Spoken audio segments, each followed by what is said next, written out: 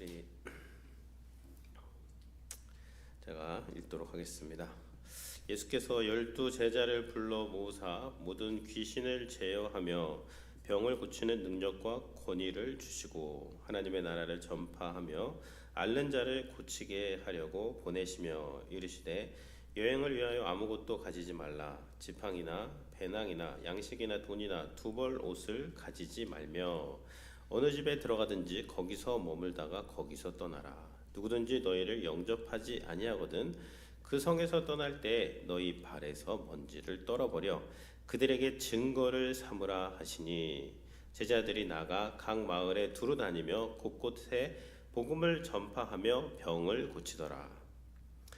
분봉왕 헤롯이 이 모든 일을 듣고 심히 당황하니 이는 어떤 사람은 요한이 죽은 자 가운데서 살아났다고 하며 어떤 사람은 엘리야가 나타났다고 하며 어떤 사람은 옛 선지자 한 사람이 다시 살아났다고 함이라. 헤롯이 이르되 요한은 내가 목 베었거늘 이제 이런 일이 들리니 이 사람이 누군가 하며 그를 보고자 하더라. 아멘. 예. 이제 계속해서 예수님께서 이제 사역을 하시는데요. 이제 9장에서는 예수님이 이제 누구신가에 대해서 이제 보여주셨습니다. 전반부에는 그겁니다. 예수님이 누구신가? 귀신을 쫓아내시고 그 풍랑 한복판에서 잠잠하라 고요하라 했을 때 제자들이 한 말은 저가 누구이기에 바람과 파도가 순종하는가? 예수님이 누구시죠? 창조주 하나님이시고, 그리고 군대 귀신도 막 쫓아내시고, 또 야이로의 딸을 막 죽음에서 살려내시고, 그리고 그런 사역들을 하시면서 9장 1절에 보면 예수께서 12 제자를 불러 모으사 이미 이제 부르셨습니다. 부른 지 한 1년이 넘었어요. 그러면서 이런 모든 사역들을 다 보여주시고 그리고 이제 그들에게도 모든 귀신을 제어하며 병을 고치는 능력과 권위를 주셨다는 거죠.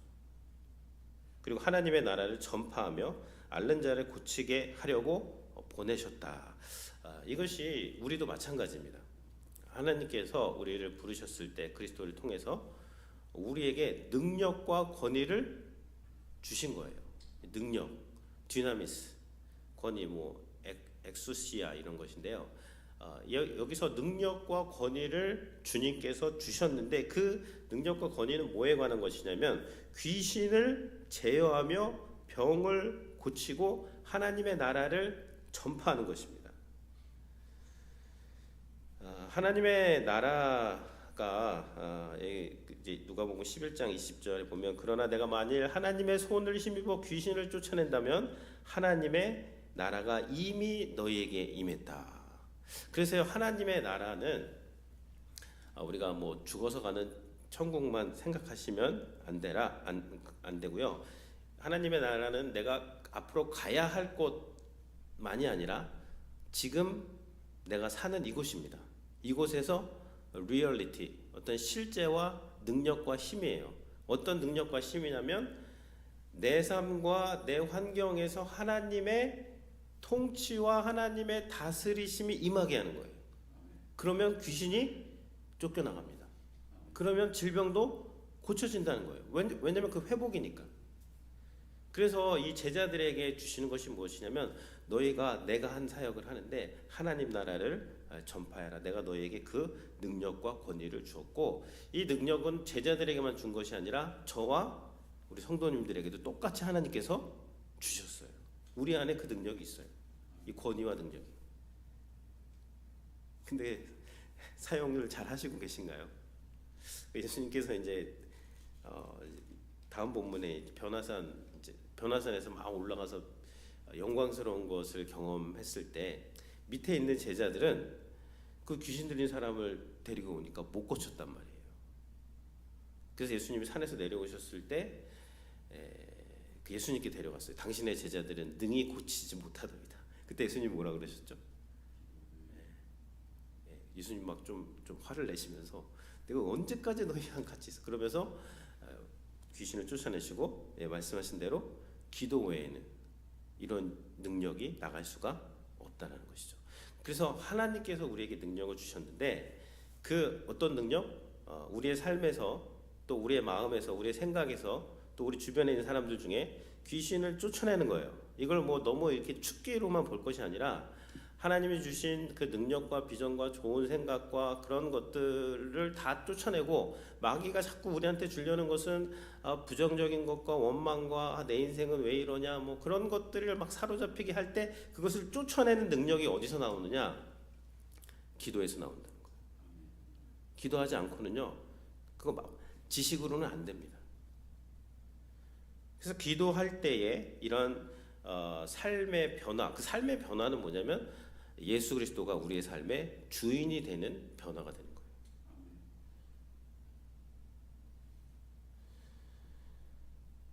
그래서 이러한 능력이 나오게 하기 위해서는 우리가 기도해야 된다는 것이죠. 기도가 중요합니다. 오스왈드 챔버스 목사님이 이런 말씀을 했습니다. 기도는 목회자가 더 위대한 일을 할 수 있도록 준비시키는 것이 아니라 기도 자체가 가장 위대한 일이다. 토저는 이런 말했어요. A.W. 토저는 목회 사역의 효과는 전략에 있는 것이 아니라 간구하는 기도에 있다. 성도도 마찬가지예요. 성도의 어떤 능력이 어디에 있냐면요. 성도가 뭐 계획을 잘 짜고 내가 뭐 열심히 하는 거 당연히 필요하지만 그것만으로는 안 된다는 거예요. 기도하고 하나님의 능력을 받을 때 그때 성도의 삶에서 하나님의 나라가 펼쳐지게 되는 것이죠. 그러니까 성도의 능력은 사회적 지위나 성취에서 오는 것이 아니라 기도 시간에서 온다. 이거는 제가 한 말입니다. 그래서 여기서의 성도의 능력은 무엇이냐면요, 하나님의 통치와 다스리심이 실현되는 그 능력을 말하는 거예요. 그러니까 우리는 자꾸만 뭐 이렇게 자꾸 뭘 성공을 하고 뭐 올라가고 뭐 성취를 하고 그런 거 중요합니다. 중요한데 그런 것보다 더 근본이 되는 것이 무엇이냐면 거기 그런 가운데서 하나님의 나라 킹덤 오브 갓 하나님 되심이 드러나기 위해서는 반드시 이러한 기도를 통해서 그 능력을 우리가 개발을 해야 되는 거예요. 그래서 매일 운동하는 사람은 근육도 나오고 몸도 좋아지지 않습니까? 마찬가지로 매일 기도하고 기도도 하는 사람이 계속하는 거예요. 운동도 만보 걸으시는 6,000보 걷다가 만보 걷는 것이고요. 만보 걷다가 15,000보 걷고 15,000보 걷는 분들은 20,000보까지 걸으시더라고요. 그것도 계속 조금씩 마찬가지 기도도 처음에 30분 합니다. 그러다가 1시간 하게 되고요. 1시간 하다 보면 1시간 반으로 가고 그러다가 막 2시간으로 가고 이것도 기도도 쭉 늘어가면서 그러면서 기도가 길어진다는 것은 내 삶에 하나님의 통치와 다스리심이 깊숙하게 들어온다는 것이고 그럼 내 마음과 생각과 내 말과 행동 가운데 이 능력이 나타나게 되는 것이죠. 근데 이러한 사역을 위해서 이제 보내시는 거예요. 이걸 하라고. 그런데 이제 3절에 보면 여행을 위하여 아무것도 그러니까 여기 2절에 보면 하나님 나라를 전파하며 앓는 자를 고치게 하려고 내보내시며 우리를 이 땅으로 보내신 이유가 이것입니다. 우리가 어디 가정에 있던 일터에 있던 뭐 어디에 존재하던 이 디나미스와 엑소시움을 보여주라는 거예요. 만나는 사람 모든 사람들에게 하나님의 이 통치와 다스리심을 이게 복음을 전하는 것이죠. 그러면서 여행을 위하여 아무것도 가지지 말아라. 지팡이나 배낭이나 양식이나 돈이나 두보롯을 가지지 말고 어느 집에 가든지 거기서 머물다가 거기서 떠나라. 이 말씀은요 제자들이 복음을 전할 때 뭐 아무런 준비 없이 그냥 가라 그 말씀이 아니라 믿음으로 가라는 건데 어떤 믿음이냐면 너희가 복음을 전할 때 너희를 영접하는 자들이 있을 것이라는 거예요. 3절에 보면 누구든지 너희를 영접하지 아니하거든 그 성에서 떠날 때 너희 발에서 먼지를 떨어버리라 그랬어요. 그래서 증거로 삼아라. 그러니까 복음을 전할 때 이게 무슨 말이냐? 너희가 내 이름으로 여행을 하고 복음을 전하고 내 사역을 할 때 반드시 너희를 환영하는 사람, 영접하는 사람들이 있을 거라는 거예요. 그럼 그 집에 들어가서 그 집에서 먹고 또 그 집에서 복음을 전하고 그러는 거예요. 그런데 다 환영하는 것이 아니다. 영접하지 않는 마을도 있을 것이다. 그럼 어떻게 해요? 영접하지 않는 마을에서 발에 먼지를 떨어버리고 거기를 떠나라는 거예요. 먼지를 떨어버린다는 것은 보통 이제 유대인들이 이방인 지역에서 있다가 유대의 지역으로 건너올 때 먼지를 다 이제 떨어버리는 거예요. 그러면서 거기에 있던 것 이제 다 이렇게 떨어버리는 그러한 어떤 행위입니다. 그러니까 이제 책임이 없다는 것이죠. 난 복음을 전했는데 안 받았으니까 어쩔 수 없다. 그리고 먼지를 떨어버리고 또 다른 데 가는 거예요. 근데 이 마을에 갔는데 여기서 영접을 해요. 그럼 어떻게 해요? 그 집에 들어가라는 거예요. 그래서 그 집에서 주는 밥도 먹고 거기서 사역을 하다가 또 이렇게 전도를 해라. 이렇게 하면서 6절에 보면 제자들이 나가 각 마을에 두루 다니며 곳곳에 복음을 전파하며 병을 고쳤다. 이렇게 사역을 했다라고 말씀을 하고 있습니다.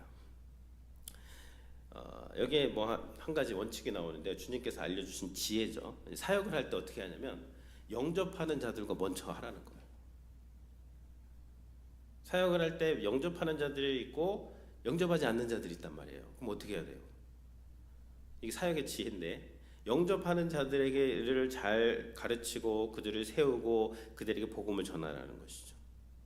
그래서 그들을 세우면 또 이 하나님 나라가 그런 식으로 확장이 된다는 거예요. 영접하지 않는 자들은요, 발에 먼지를 떨어버리래요. 너무 좀 차갑지 않습니까? 차가운 것 같은데, 근데 주님께서는 또 이러한 원리를 우리들에게 알려주시는 것이죠. 사역의 지혜가 되는 것입니다. 그러니까 반대로 사역하면 안 돼요. 영접하는 자들은 이게 그냥 영접하니까 뭐 아무 때나 할 수 있다 그러고 영접하지 않는 자들을 막 찾아다니면서 뭐 이렇게 왜 안 믿느냐, 뭐 우리가 같이 한번 믿어보자, 뭐 그러기보다는 은혜 받는 사람이 더 받는 거예요. 있는 사람이 있는 사람은 더 풍족해지고 없는 사람은 있는 것까지 빼앗기는 것이 어떤 영적 사역의 법칙이 되는 것이죠. 특히 이민 목회 같은 거를 이제 보면요, 뭐 요즘은 많이 그렇지 않은데 우리 선배 목사님들은 거의 이민 목회자가 무슨 목회 정착 도우미 서비스 뭐 그런 사역이 있을 때가 있었습니다. 뭐 그런 것도 필요하죠. 근데 그게 주가 되어서는 안 됩니다. 그거는요 오래 못 가요. 그리고 그렇게 해서 사람이 세워지면 되는 것이 아니라 기도, 능력, 이 말씀, 엑소시움과 디나미스, 하나님의 말씀과 기도로 사람이 변화되는 것이지 그런 것이 필요하긴 합니다. 그러나 그것이 주가 될 수는 없는 것이죠. 그러면서 이제 계속해서 이제 나가서 복음을 전하라고 하고 이제 7절에 보면 이런 사역을 막 제자들이 다니면서 막 하게 되니까 이 분봉왕 헤롯이 이 모든 일을 듣습니다. 분봉왕 헤롯이 모든 일을 듣고 심히 당황하니 이는 어떤 사람은 요한이 죽은 자 가운데서 살아났다고도 하며 어떤 사람은 엘리야가 나타났다고도 하며 어떤 사람은 옛 선지자 한 사람이 다시 살아났다고도 함이라. 그 예수님이 지금 누구신가에 대한 그 질문을 계속하고 있는 것이죠. 그러니까 헤롯이 요한은 내가 못 배웠거늘 이제 이런 일이 들리니 이 사람이 누군가 여기서 나오죠. Who is Jesus? 이 사람이 누구냐? 헤롯이 이 질문을 하고 있습니다. 그러면서 이제 조금 이제 가다 보면 베드로의 신앙 고백이 나옵니다. 너희는 나를 누구라 하느냐? 근데 베드로는 여기서 누가복음에서는 하나님의 아들이십니다. 이 대답을. 그러니까 어떻게 보면 이제 이 대답을 하려고 쭉 예수님께서 그 많은 사역을 보여 주신 것이죠. 근데 헤롯은 몰라요. 이거 모르는 게 아니고 아는데도 인정하지 않는 것이죠. 이 헤롯은 그 헤롯 대왕의 아들입니다. 헤롯 대왕이 누구죠? 아기 예수님을 죽이려고 했던 그 헤롯 대왕의 아들이 이 분봉왕 헤롯이 되는 것입니다. 이 헤롯이 지금 침례 요한을 목베어 이제 죽이게 되었는데요. 마가복음에 보면 침례 요한은 성격이 어떻죠? 불 같은 사람입니다. 그 올고준 사람이에요. 불이 보면 그 기다리지 않습니다. 그래서 그 침례 요한이 헤롯에게 마가복음에 보면 이는 요한이 헤롯에게 말하되 동생의 아내를 취하는 것이 옳지 않다고 막 직언을 합니다. 그러니까 헤로디아가 동생의 아내였던 필립의 아내였던 헤로디아가 침례 요한을 원수로 여기게 되는 것이죠. 근데 헤롯이 20절에 보면 헤롯이 요한을 의롭고 거룩한 사람으로 알고 두려워하여 보호하며 그의 말을 들을 때 크게 번민하면서도 달게 들었다. 그러니까 초기에는 이 헤롯이 침례 요한의 말이 맞잖아요. 맞으니까 양심이 조금은 살아 있었는데, 근데 뭐는 안 했죠? 회개는 안 해요. 그럼 아무 소용 없습니다. 죄송하지만 결국 어떻게 하냐면 이 헤롯이 침례 요한을 죽입니다. 내가 죽였거늘, 지금은 양심이 거의 화인 맞은 상태예요. 내가 죽였거늘 지금 어떻게 된 거냐. 그리고 이 헤롯이 뒤에 보면 예수님도 죽이려고 하고요. 나중에 이제 재판 때 보면은 예수님을 데리고 옵니다. 이 헤롯 앞으로. 그러니까 헤롯이 누가복음 23장에 보면 헤롯은 예수를 보고 매우 기뻐하니 이는 그의 소문을 들었고 또한 무엇이나 이적 행하심을 볼까. 그 예수님이 십자가 지시기 전날 밤에 끌려와가지고 재판을 받으시는 그때도 흥미로 뭔가 이적을 행할래나 뭐 그렇게 하다가 아무 일도 일어나지 않으니까 그냥 그를 다시 빌라도에게 보내버리면서 어떻게 말씀하죠? 헤롯과 빌라도가 전에는 원수였으나 당일에는 서로 친구가 됐다. 그러니까 정치적으로 원수인 사람도 예수를 죽이려는 그 일에는 또 하나가 되는 거예요. 이게 참 재미있습니다. 그래서 이 헤롯은 예수님이 누구신지를 알았어요. 왜 몰랐겠어요? 근데 예수님을 주님으로 영접하지 않은 거죠. 이게 하나님의 나라가 안 이루어지는 거예요. 이 헤롯은 이 땅에서 자기의 왕국을, 자기의 나라를 자기가 왕 돼가지고 그것을 이루려고 했던 사람이 이 헤롯이 되는데 끝까지 그래요. 이 헤롯은 이게 다 그 아버지 헤롯, 아버지 헤롯이에게 좀 영향을 받은 것이죠. 그러니까 아버지가 참 중요합니다. 그러니까 아버지가 그 아기들 막 다 죽이고 자기 권력을 유지하려고 헤롯 대왕은요 자기 아내와 아들 3명도 죽였습니다. 왕권을 위협한다고 해가지고 그거 다 보고 자란 거야. 여기 있는 이 헤롯이.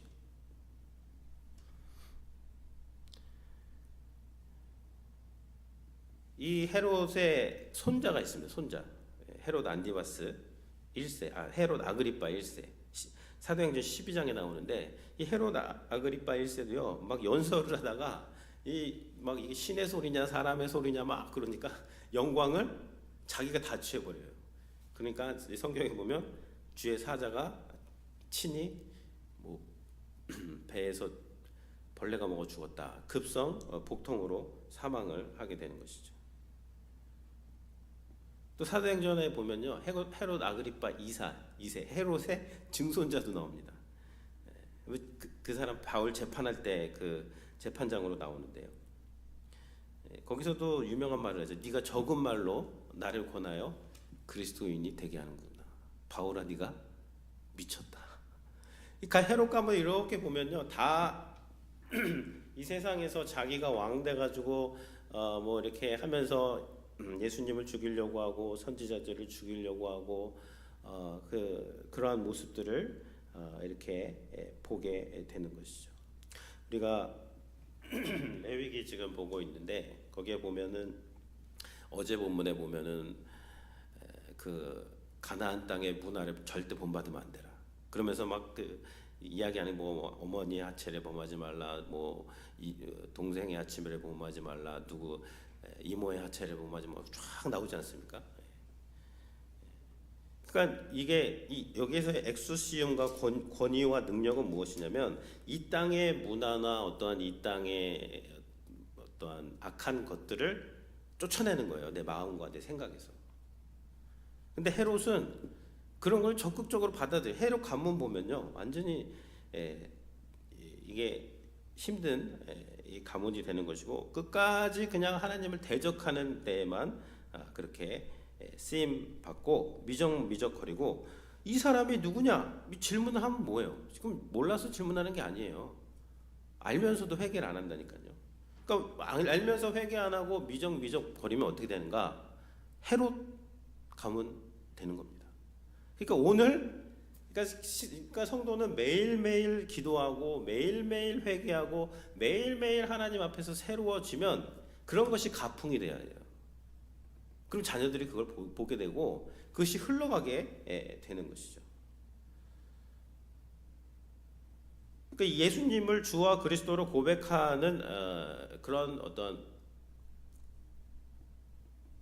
사회, 그러한 공동체, 그러한 교회, 그러한 가정, 그러한 개인은 계속 그것이 계속해서 확장이 되는 것이고, 그것을 거부하고 내가 왕되어서 살 때는 이렇게 헤롯 가문처럼 3, 4대까지 가다가 끝나게 되는 것이고, 하나님을 경외하는 자에게는 1000대까지 은혜가 이어지게 되는 것이죠. 그래서 오늘 이런 헤롯을 저는 이렇게 헤롯 가문들 이렇게 보면서요, 야, 세상에서 왕이었지만 참으로 이 월스트 케이스로 보여주는 것이 이 헤롯 가문이구나.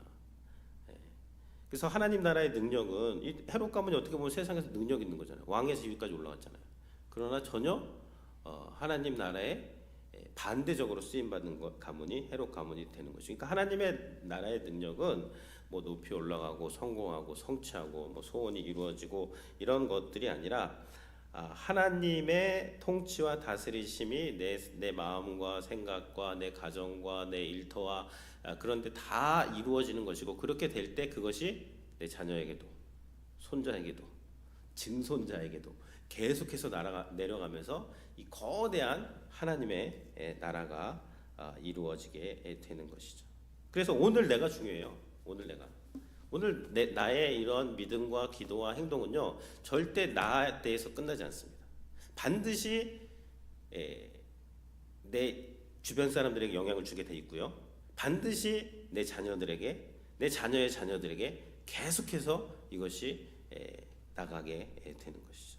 그래서 오늘 이렇게 기도하실 때 오늘 이런 것들 기억하시면서 오늘의 기도가 어떤 그 작은 나비짓이지만 다음 때는 아주 큰 거대한 쓰나미가 되어서 그들에게 갈 수도 있다. 그러니까 오늘 내가 하는 기도, 오늘 내가 하는 선행, 오늘 내가 섬기는 이 모든 것들이 다 하나님 앞에서 귀하게 쓰임을 받는 것이고, 그것이 하나님의 나라가 이 땅 가운데 우리의 마음과 생각 가운데 임하게 되는 것이죠. 이러한 은혜가 우리 성도님들에게 충만히 임하기를 축원을 드립니다. 아멘. 기도하겠습니다.